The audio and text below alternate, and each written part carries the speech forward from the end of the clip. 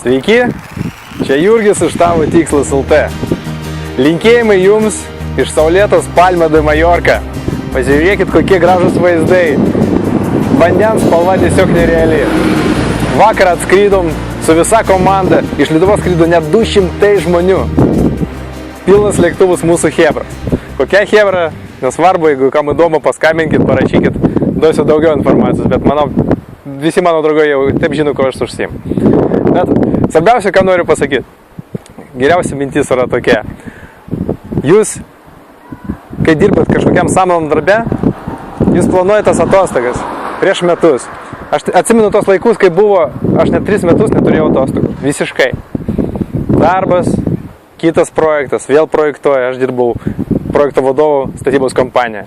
Baigėsi vienas projektas, pradedi naują. Dar kitas nespėjo pasibaigti, tau duoda kitą, kadangi tu patempi, kaip arkliukas. Bet svarbiausia sprendimą priimami tu pats.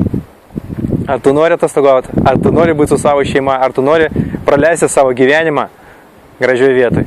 Tu gali sugalvoti 100 pasiteisinimų, kodėl aš negaliu, rizika, konkurencija, mane išmės. Tai yra ribojantis jūsų įsitikinimai. Tokių pat turėjau aš. Ir didžiausias įvykis, kuris įvyko būtent šiais metais, tai yra, kad išėjau iš samdomo darbo. Taip prisipažinsiu, nėra taip lengva. Taip buvo iššūkių, taip yra finansinių rizikų, taip dingo stabilus atlyginimas, bet tu išbėgi iš narvo. Ten, kur yra šiek tiek pašioriuko, tu išeini ieškoti savo laimės, ieškoti savo naujų įspūdžių, naujų patirčių. Tai svarbiausias patarimas.